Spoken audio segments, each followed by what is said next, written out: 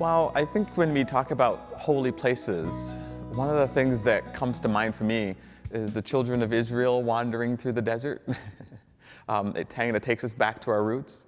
And the intention was that, here were people that had just left slavery, wandering around in the desert with a pretty close connection to God and no places to call sacred. And so what they did is that they created sacred space as they went.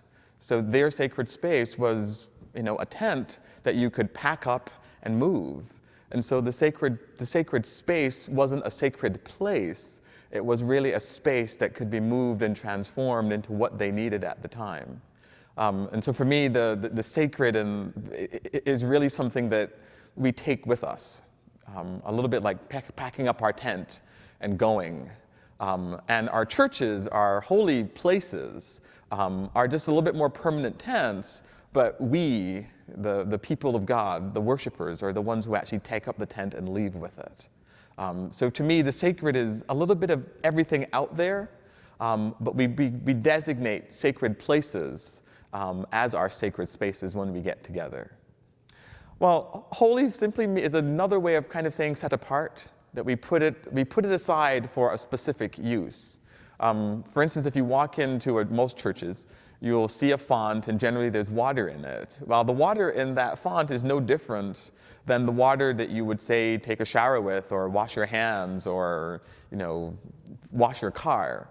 What makes it holy is the fact that we gather as a community, we ask God's blessing on it, and we set it aside for a holy use.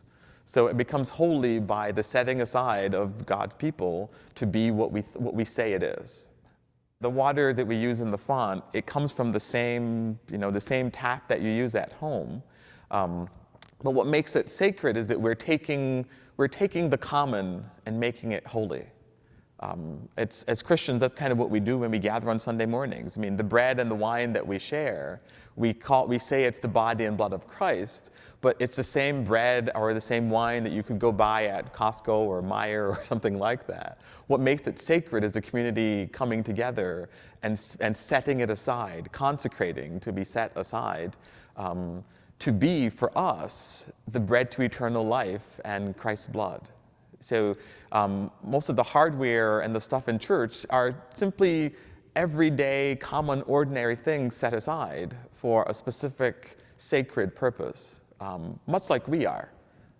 If you think of the whole incarnation of Jesus, it's God coming into the ordinary and making it sacred. And so we do the same thing with all the furnishings throughout the church. We take the ordinary and make it sacred. I think it reminds us that we might think of ourselves as ordinary, but God tends to take the ordinary and do extraordinary things. I mean, if you read through our history in the Bible, it's all pretty ordinary people being called to some extraordinary things. My uniform, if you want to call it that, is a symbol of being set apart, or not necessarily set apart, but to being called to something specific. And so this becomes a symbol of, that I'm a priest, that I'm called to represent both the community and, try to interpret where we are and what God is saying to us. Well, I mean, the church is filled with lots of things that we set aside to be holy. And like I said before, the really good thing about setting aside some of these very common and simple things is that it's always a reminder of God's love for us, and B, God's ability to use us for whatever we need to be used for at that time. So there's a fine line between the secular and the sacred. It really becomes how God uses us and uses those instruments.